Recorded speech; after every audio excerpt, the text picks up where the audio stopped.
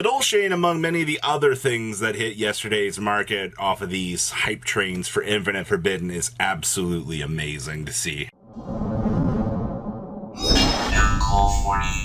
You guys smash the crap out of that subscribe button. Leave a comment down below when you guys will be walking away with a booster pack as per usual with your comment. And Kong's Cards still has pre-sales available if you still need something from this set. Discount code MK40 is going to save you on your purchase. And guess what? We still have pre-sales over here on Gamer's Choice as well. Discount code MK40 is going to save you on your purchase for literally anything that you need out of the set. I know it's sneak peek day, and if there's something that you've got the chance to test out and you really want it, leave a link down below so you guys can grab your stuff today. It's been, what, 24 hours now on the Madolche timer out here, and I got a clap for it. I'm impressed. The dedicated player base for Madolche is... it's amazing. It really is.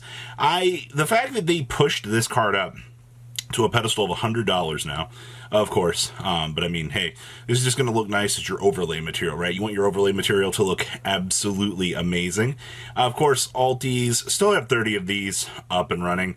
You're going to have people make the argument that, you know, this is the highest rarity because it's one of the old school ultimate rares. Understandable. So I paid $83 a piece for those, which once again, I'm not all that surprised. Now this is where our problem kind of comes in. Salon dodged many a reprint windows, and I mean absolutely a lot. And the fact that you've had actual sales at 42, 39...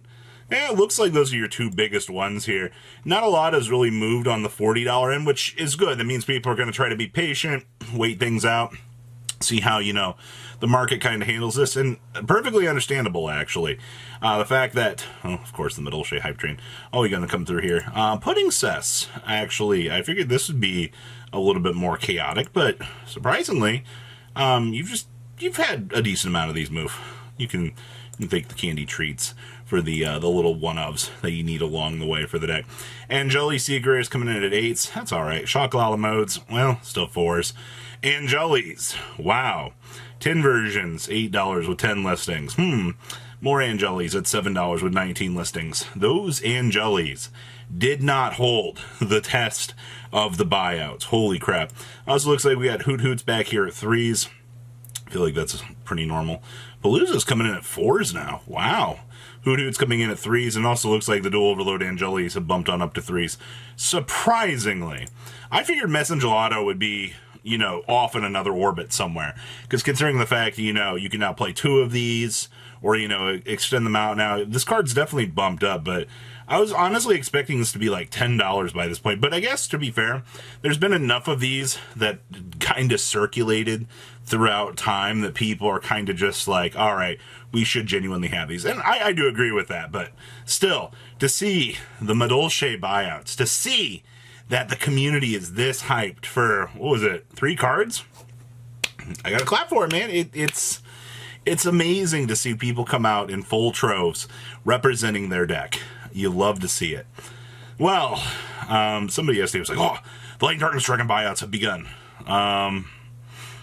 They haven't begun. None of them happened for the Retro Pack. Your last sales were back on, what, 4/12? They've just been 10 listings for the longest time. You're already playing with a card that is from Retro Pack 2 that's already got extremely low listings as it is. When you kind of take it out of the equation, you kind of look around, you're like, what in the world's going on with this? Well, it's already high rarity. Now, on the other hand down here, let's take a look at some of these other ones. Okay, $75, you had 1 sale for Light and Darkness Dragon. That didn't really push off too well. What about ultra rares? I assume, okay, this is a little bit more what I would consider acceptable out here. And I think most of the community agrees. I mean, if you're paying, get a mod play for $12, more light plays in the $15 range, some near mints at 24s, I'm going to be more enticed to honestly spend $15 to $20 versus, you know, way more money than we've been seeing with that. And then, of course, Supers still have 53 listings of this. Yes, you can tell the buyouts happen back here for this. Holy crap. well, I guess this is also just standard anti-meta lad things as well. You gotta remember, they just made support for a new card, and then to top things off, it was already a card that was seeing a little bit of niche play in the course of the game. So of course lad's gonna start to bounce around. It's only a natural thing to happen out here. And then of course, Soul of Fire. Wow. Remember, I blasted this card the other day. I was like, wow, your opponent draws a card, you get to select a power monster from your deck, remove it from play, and ping your opponent for damage equal to half the attack. And if you activate this card, you can't declare an attack this turn. Well, for whatever reason, on 4/17, which was actually after we covered this, and I was like, this card seems awful. You've had a track record of this card just kind of moving around, and there's got to be something to this that people, I keep reading comments from people going, hey, talk about Soul of Fire. Maybe there's some OTK to this. I don't know. I'm just pointing it back out. That's really about it, honestly. So here's a fun factaroo for you. Dissipator is actually starting to finally hit the $40 mark. And I don't know. Look at your sales data on this, by the way. Excuse me. Somebody spent $75 on a Dissipator when this card has been under 40 for so long. Yeah, take a look at this. You can still get one for, most of these are still going to hit you about $40. All right, Dissipator has finally cleared off the $40 mark. Honestly, I'm not surprised with the way that the meta is looking in the new innovations of Infinite Forbidden, or yeah, well, not only Infinite Forbidden, Legacy of Destruction out here that people want to test out. You're kind of at this point right now that you're like, all right, so what do we mess around with in terms of ratios? Well, I mean, hey, it's a level 10. You might want to consider this card, right? Card's still pretty good. And if you have not paid attention to Lubellion, holy crap, this card went to another zip code over the last couple of days. Once again, new format. You have new car smell. People are super excited out here. You had one sell for $221, another, somebody bought a playset for $217s, and then a $240 or a $250 and another $250 kind of moved around out here. That's not really too crazy for him. Meanwhile, your Darkwing Blast versions are, you can see the little bit of the gap on up there. $25.25, yeah, you're pushing about $20 still. Nothing really too crazy on the Lubellion side of things. You just know that people want to watch this card and see what it can do. Warning point. This has been a genuinely interesting discussion point from a few people going, hey, you should make sure you have these. So if I want my original Secret Rares, which is going to be, if anybody's going to go after things here, you can already see that people were spending 99 cents, 20 cents. Somebody bought 6 at 66 cents. Always look to the original Secret Rares or the offbeat versions of the cards that have the higher rarity at this point. I don't really have much of an opinion on this. I think Warning Point it's a cool card in concept for what you're trying to play it for, but it's, once again, just that. Oh, and of course, the Simul Archfiends. Oh boy, here we go again. For as much hype as this card also has for people being D-Barrier 2, I don't think we've seen a format where we really have to pull in this much, craziness.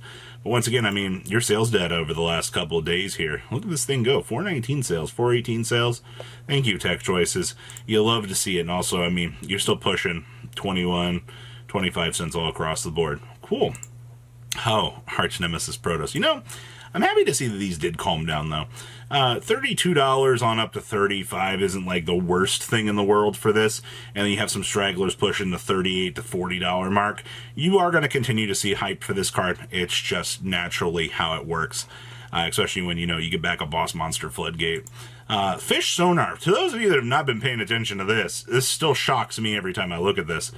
We're actually rippling on up here. We're about to see Fish Sonar actually hit $11. Like, this is the biggest joke I feel like I could ever tell you, because you guys remember how terrible my case was. I got slammed by everybody going, ha ha, wow, who buys a case just to open up? Yeah, the guy that thought that he wouldn't get varianced, actually. But interesting to see this on the up and up. Dragoblions. Ooh, I don't really think there's been anything too crazy with this thing, but you had a sale, 2 sales, that's it. Yeah, there's nothing really too crazy to talk about this. You've got your people out here that think this card's about to just be broken. Yeah, nice $8. And then the bond between teacher and student. Yeah, look at this thing go. Literally $12 to $13 all day long. Wow. I guess the market still holds many a mysteries even today. So remember, check out Kong's Cards, check out Gamer's Choice. Leave a comment down below, tell me what you guys think. Remember, discount code MCO40 will work on both of those sites for you. You guys have a good rest of your day, all right? Peace. Patrons, thank you.